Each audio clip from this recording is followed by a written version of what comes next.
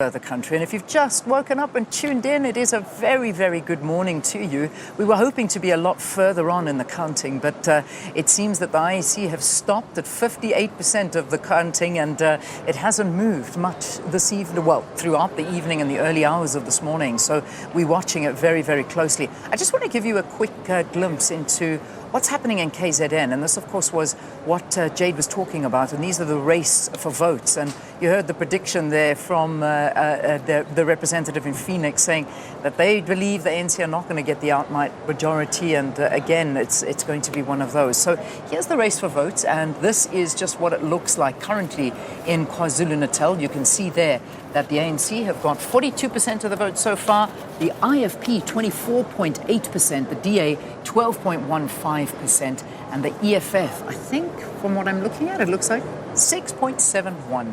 So those are your parties that are really making inway into KZN, but there's still a long way to go in the counting. Remember that this is not too far in, so we just need to let you be aware of that. I'm not sure what the percentage is. We don't have that on screen right now, but there's still a way to go for the counting of those votes. Just having a look now, 28% of the whole of eThekwini has been counted. So long way to go. A couple of wards have got the 100%, but as just the city itself, only 28% is in. Yeah. All right. So we have got some way to go. However, John, you and I were talking a little bit earlier, or in fact just talking to that theme of coalitions. Yes. And that is something we're going to see happening all the time. There are, at the point where we are now, 35 hung councils already, and we're still counting.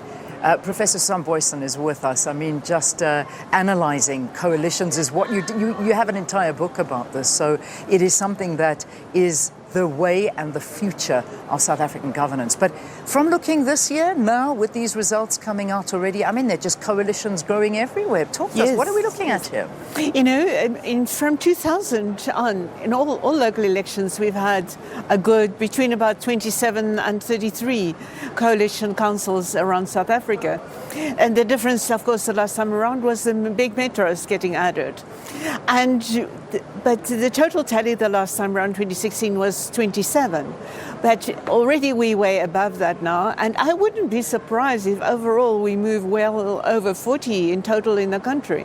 And for me, that's part of this phenomenon that we're living through now. I don't think we've quite grasped the extent of political change that we're seeing through this local government election. We're seeing huge dents in ANC's dominance. If it had been a national election, of course, the ANC would probably not have had the outright majority. It could have been a coalition then, but it isn't a national and it isn't a provincial. But big provinces, Gauteng, last time in a provincial election, it was just 50%, marginally outright majority for the ANC. If it was a provincial election now, the ANC would have gone below that. And in the flagship ANC province of KwaZulu-Natal, the projections CSIR definitely show we're going towards a minority for the ANC there. And just one point, John, on the hung councils, we see this not something replacing the ANC or the DA where they support in this form of a big alternative party, and Action SA doesn't qualify for that either. But we see a range of different new organizations, parties, like what is the Cederberg Eerste or Diensleweringsforum organization in other Western Cape towns. So it's a whole different phenomenon. And in some of these places, the coalitions will be possible without the ANC or the DA in some of these smaller councils. We're running out of time. The advertising for these elections is this is service delivery. These are the people that will make changes to your life. Yes. What does a coalition mean for me, the man in the street who worries about his garbage and his sewage and his water? Oh, it is not going to mean anything unless citizens really are going to be continuously active and hold those representatives to account. If one looks at smaller political parties or community organizations registered as political parties, maybe there are, in many cases we know there are, more anchored in the communities and more available to be accountable. But a close relationship between the communities and their representatives, that is really the key there. And citizens will have to keep their representatives on their toes. Well, they have to, and I mean, but the reality is, and I know we've had a conversation about this before, is that these coalition governments that we've been seeing, particularly in the respective municipalities, they haven't worked very well. I mean, we focus in on the city of Johannesburg. That did not work nicely. I mean, we look at Ekurhuleni. Yes. You know, we look at Nelson Mandela Bay, and we're heading in the same direction here. I mean, if we just let's just look at Gauteng, for instance. I mean, I'm not on the city of Johannesburg yet. I'll open that up. In fact, I have got it right in front of me. I might as well just open up here. As we're looking, ANC have got 34.6%. There's only 48% of the votes counted.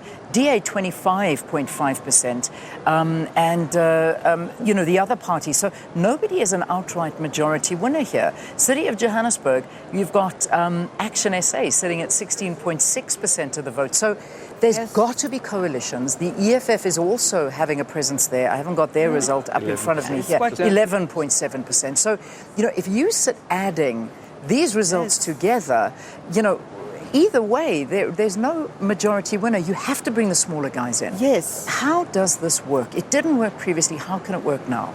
You know, it has been working chaotically and destructively, and political parties really using coalition government as another form of contest. What they couldn't win in elections, they hope to win through coalitions. And that is that we need, unfortunately, a total mind shift, party political mind shift in there, so that they really focus on governance. But how does one get the political parties to do that? They have to be bound and forced to move away from party politics, to put the elections behind them and lost battles behind them, and look at governance and how can they govern constructively, jointly, perhaps through a coalition agreement, essential as basis for coalition to have such agreements, and to be accountable. Again, the accountability theme comes through so consistently, but the political parties themselves are not just going to start behaving, but perhaps if they get a lesson from this election, that there is a form of accountability that is being extracted exactly through these votes. Amazing. Right, we need to wrap it up on the radio. So from SAFM side, it's been a pleasure to be with you. Stephen Curtis will look after you on SAFM. It's been a pleasure to be with you on TV as well. John, Thanks for having me here. It's been amazing. We've loved every minute of having you with us. So this has been such a nice marriage. But unfortunately, we are already parting ways and getting divorced. Well, sorry. No, But can you believe it? Just It's short-lived. Little radio secret, we don't normally wear suits and jackets and ties. I do know radio. this. I do know this. I saw you arriving at the hotel. I won't tell the viewers what's happening. No, don't tell me what's happening. No, I won't tell anybody. The listeners and viewers, there's a lot happening under the... In fact, there's even a lot happening with me. No, we're not saying anything. No, we're not saying anything. All right. Thanks for listening to us. Remember, Morning Live carries on. We'll see you with Sakina after this.